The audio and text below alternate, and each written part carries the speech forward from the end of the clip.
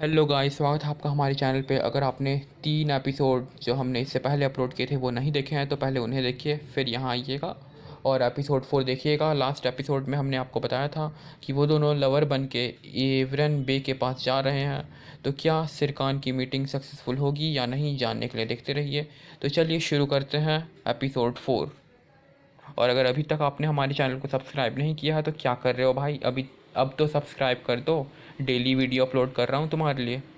और अपने कुछ दोस्तों को भी शेयर कर देना जिन्हें कि टर्किश ड्रामा पसंद हो, ताकि वॉच टाइम भी बढ़े चैनल का।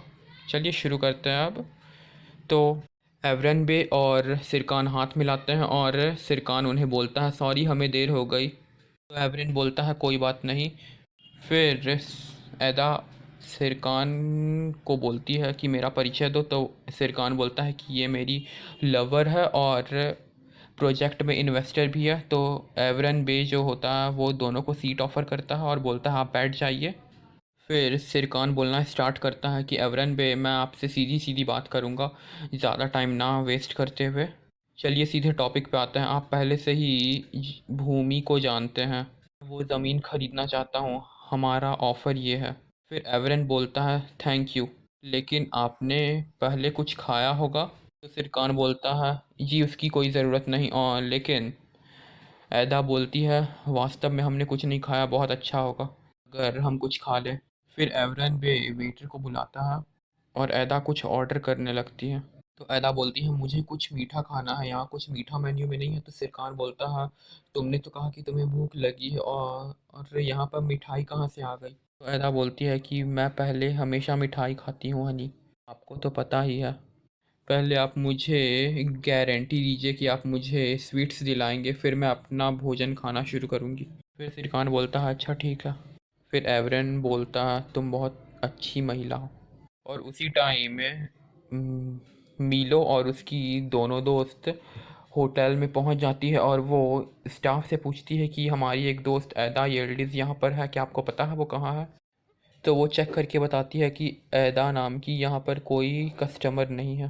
फिर मिलो उससे पूछती है क्या ऐदा बोल्ट नाम का कोई व्यक्ति है, क्या आप इस पर एक बार नज़र डाल के बता सकती हैं। फिर सेरीन सिरकान बोल्ट को चेक करने को बोलती है। वो इनकार कर देती है कि सिरकान बोल्ट नाम का भी यहाँ पर कोई नहीं है, और उसकी तीनों दोस्त टेंशन में आ जाती है। फिर मेलो स्टाफ से कहती है कि वह इतनी ज़बरदस्त सुंदर है, इसलिए जब आप इसे देखते हैं आप उदास नहीं रह सकते। तो क्या आपने एक बहुत सुंदर आदमी को देखा है, क्या आपने कभी अपनी आँख को पकड़ा है, ऐसे में किसी को भी देखना संभव नहीं है। फिर सेरीन उसे रोकती है और फिर माफ़ी मांगती है और बोलती है चलो यहाँ से वापस चलते हैं। फिर सेरीन बोलती है चलो उन्हें ऐदा की फ़ोटो दिखाते हैं और पूछते हैं। और सेरीन जाकर स्टाफ से पूछती है कि फिर सेरीन उन्हें सिरकान बोल्ट का फ़ोटो दिखाती है और वो उस पे जो स्टाफ होता है वो हाँ बोलती है और बोलती है कि हाँ मैंने इन्हें देखा, वे हथकड़ी पहने हुए थे। पता नहीं दोनों ने हथकड़ी पहन रखी थी। वे लिफ्ट की ओर गए तो मैलो बोलती है सुंदर परिचित हथकड़ी, एक अपराधी की तरह हथकड़ी, उसने क्या किया ऐसा जो उसे हथकड़ी लगी हुई है। फिर सेरीन बोलती है वो हमारी दोस्त है, गलत फहमी है, माफ़ करना।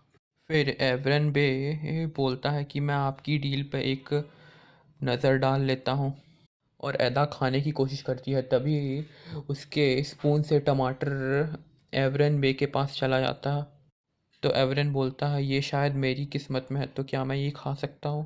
तो ऐदा उसे सॉरी बोलती है और बोलती है अपनी फूड को इंजॉय करें।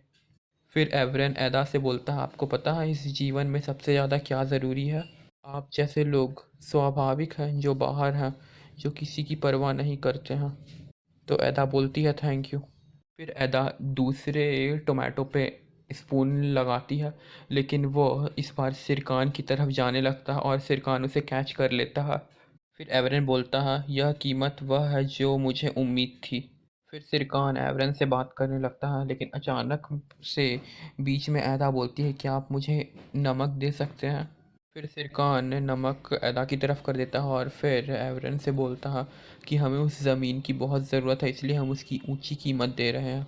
और ये आपको समझना चाहिए कि हम इस प्लॉट के लिए कितने सीरियस हैं, कि हम इसे ख़रीदना चाहते हैं। तो एवरन बोलता है मुझे इसकी कीमत देखकर ही लग रहा है कि आपको इसकी बहुत ज़रूरत है। फिर ऐदा एक बार फिर सिरकान से सॉस मांगती है। और सिरकान बीच में रुक कर उसे फिर सॉस देने लगता है। और फिर से सिरकान अपनी बात कंटिन्यू करता है और बोलता है, आपकी ज़मीन हमारी प्रोडक्शन के लिए बहुत ही ज़रूरी है। गोल्फ कोर्ट, टेनिस कोर्ट और मैरीना, तो इसके बारे में सोचें। क्या आपकी राय में यह आश्चर्यजनक नहीं? फिर एवरेन एदा से पूछता है, क्या ये आपके बारे में सोचते हैं? तो सिरकान एदा से बोलता है, मेरी प्रिंसेस, आपको भी समुद्र से प्यार है ना? तो एदा बोलती है, हाँ, मुझे अगर किसी एक जगह से प्यार करना है तो वह समुद्र ही है। जब भी मैं उसे देखती हूँ वो मुझे अपनी ओर अट्रैक्ट करती है। समुद्र का किनारा वाकई में बहुत अच्छा होता है। फिर एवरेन बोलता है, सिरकान, तुम्हें पता है मैं एक बोट पर भी रहता हूँ और मुझे भी समुद्र से बहुत ज़्यादा लगाव है और मुझे आपका ये प्रपोज़ल एक्सेप्ट है। मगर अगर आप मुझे एक इन्वेस्टर की तरह अपने इस प्रोजेक्ट में पार्टनर बना लेते हैं तो मैं सहमत हूँ। एवरेन बे बोला, अगर आप मुझे एज ए इन्वेस्टर रखते हैं तो मैं इस ज़मीन को बेचने के लिए तैयार हूँ। तो एदा बोलती है, एवरेन बे सहमत हो गए। तो सिरकान एदा को बोलता है, एवरेन बे सहमत हैं, लेकिन वह भी इस प्रोजेक्ट में इन्वेस्ट करना चाहते हैं, लेकिन हमें कोई और पार्टनर या इन्वेस्टर की ज़रूरत नहीं है इस प्रोजेक्ट के लिए अब, और हम इन्हें एक्सेप्ट नहीं कर सकते। तो एदा बोलती है, ओह सही है, और मुझे खुशी है कि आपने मुझे याद दिलाया। और एदा फिर एवरेन को बोलती है, मेरा मतलब है हर किसी की तरह मेरी परियोजनाओं को करते समय मैं अकेला रहना पसंद करती हूँ। मैं उस तरह से और अधिक आराम से काम कर पाती हूँ। फिर एवरेन बे वेटर को बुलाता है और बोलता है, मैं समझता हूँ। तभी वेटर वहाँ पे स्वीट्स लेकर आ जाता है और वो एदा की ओर स्वीट्स बढ़ाता है। तो एदा सिरकान से पूछती है, क्या आपको भी एक बाइट चाहिए? तो सिरकान बोलता है, मुझे एलर्जी है स्ट्रॉबेरी से, मैं ये नहीं खा सकता, मैं मर जाऊंगा। तभी एवरेन बोलता है, मुझे एक नाम सही चाहिए। तो सिरकान बोलता है, श्री एवरेन, मैंने आपको एक बहुत अच्छा प्रस्ताव दिया है और इसके अलावा मैं आपको और कुछ नहीं दे सकता, और अगर आप उस कीमत पे मुझे वह ज़मीन दे सकते हैं तो आप हमें वो ज़मीन दे दें।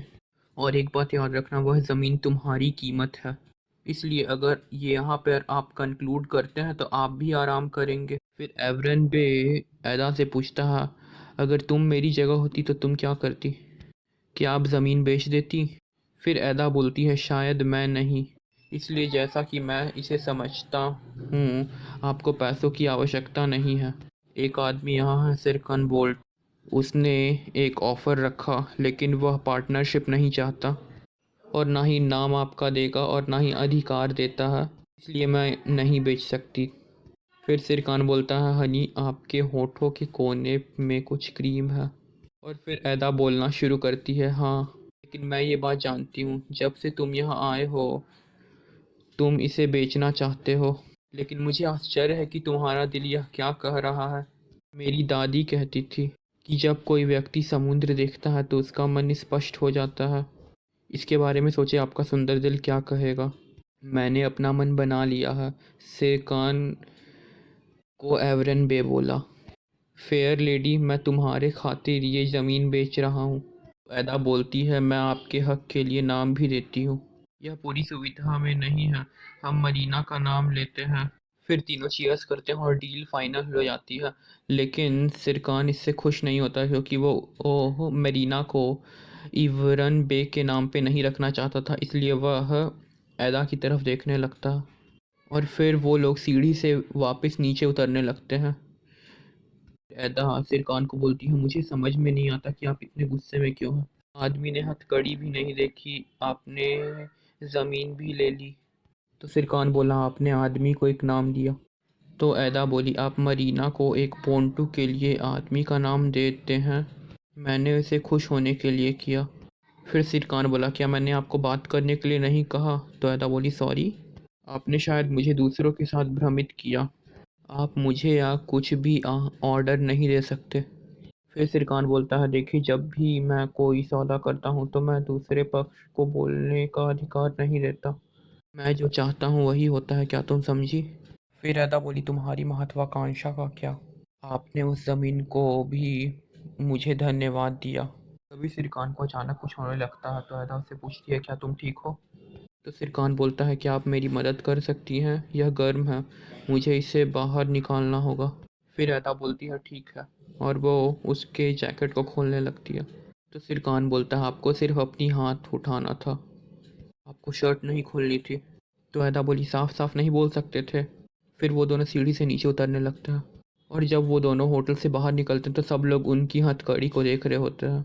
और वहीं पे वो अदा एक बेंच से एक न्यूज़पेपर उठा लेती है और सिरकानों से पूछता है क्या आपको लगता है कि मैं अभी अखबार पढ़ना चाहता हूँ। तो अदा बोलती है हर कोई हमारी तरफ देख रहा है। फिर वो दोनों एक बेंच पे बैठ जाते हैं। वहीं दूसरी ओर मीलो और उसकी दोस्त अदा को ढूंढ रही होती है, उसका फ़ोटो दिखा के लोगों से वो पूछ रही होती है कि क्या आपने अदा को देखा है। फिर अदा न्यूज़पेपर पढ़ने लगती है और सिरकान अपना टाइम देखता है। तभी वहाँ पर एंगिन आ जाता है ताला तोड़ने वाले को लेकर। सिरकान एंगिन से पूछता है तुम कहाँ थे अब तक। एंगिन पूछता है ये क्या चल रहा है भाई, और ये महिला कौन है। तो सिरकान बोलता है मुझे पता है वो, और उसने अभी तक अपना नाम नहीं बताया। मैंने कहा था एक ताला बनाने वाले को लाने के लिए, लेकिन तुम तो पूरी कंपनी उठा लाए। भाई जब आपने कहा कि मेरे हाथों में हथकड़ी लगी है तो मैंने सोचा कि सबको लेके चलता हूँ, शायद कुछ बड़ी प्रॉब्लम हो गई है, इसलिए मैंने कोर्ट के केसेस देखने के लिए मैंने अपने वकील को भी ले लिया। मैं आपका सबसे परिचय करा दूँ, ये है आपके वकील, ये है लैला, और ये है ताला बनाने वाले, और ये है उनके सहायक। फिर वहाँ खड़ा एक आदमी बोलता है मेरा यहाँ पर कोई काम नहीं, मैं तो यहाँ बस एंटरटेनमेंट के लिए आया था, मुझे बहुत अच्छा लगा ये देखकर, सब कुछ बहुत अच्छा चल रहा है। और वो हंसने लगता है। तो अदा और सिरकान उसकी ओर गुस्से से देखने लगते हैं। फिर एंगिन सिरकान से पूछता है भाई वैसे ये सब चल क्या रहा है। कुछ नहीं, बस थोड़ी गड़बड़ है, क्या हम इसे खोल सकते हैं। फिर एंगिन ताला बनाने वाले और तोड़ने वाले को बोलता है कि ताला भाई अब आप इसे खोल दो, आओ। ताला खोलने वाला बोलता है मुझे लगा कि मुझे कोई दरवाज़ा खोलना है, मुझे इसे खोलने की कोई कानूनी अनुमति नहीं है, चाहूँ तो खोल दूंगा लेकिन मैं कसम खाता हूँ मैं नहीं कर सकता, इसलिए क्षमा करें। तो सिरकान बोलता है वाह, प्लेज लेने वाला। फिर ताला बनाने वाला बोलता है मैं झूठ नहीं बोल सकता, हमने एक ग्रुप का स्थापना किया, हमने कसम खाई कि हम अपराधी चोर की सेवा नहीं करेंगे, और इसलिए हमें माफ़ करना, यह मेरी ऊंचाई से बड़ा है, मैं इसे नहीं खोल सकता। फिर अदा गुस्से से खड़ी होकर पूछती है क्या हम कुछ गैर कानूनी कर रहे हैं। हम यहाँ बेंच पर बैठे हैं, इसके अलावा कफ दिल पर एक दिल है।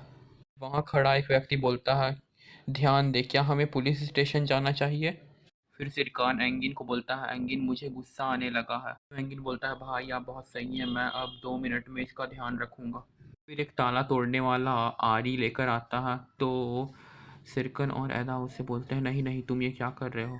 फिर ऐदा पीछे जाने लगती है तो सिरकान बोलता है क्या क्या मतलब मैं नहीं, 2 मिनट में निकल जाओगी। फिर दोनों के बीच में बहस होने लगती है क्योंकि ऐदा को उस आरी से डर लग रही रहती है। फिर उसी सेकंड वहाँ पर फीफी आ जाती है और चमत्कारी तरीके से वो अपना एक क्लिप निकालती है और दोनों के ताले खोल देती है, और सिरकान उसे धन्यवाद बोलता है और एंगिन उसकी ओर देखने लगता है। फिर सिरकान एंगिन पे गुस्सा होकर बोलता है आप 20 लोगों को बुला रहे हैं और एक फीफी इसे अकेले खोल रही है भाई। तो एंगिन बोलता है भाई क्या अब मैं दोषी हूँ, आपने ही तो कहा था ताला बनाने वाले को बुलाओ।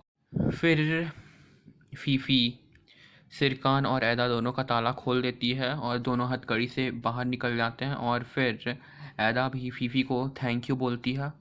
फिर फीफी ऐदा से पूछती है क्या तुम ठीक हो। वेल गाइस, एपिसोड 4 यहीं पे ख़त्म होता है और आगे की स्टोरी हम जानेंगे एपिसोड 5 में। Bye bye.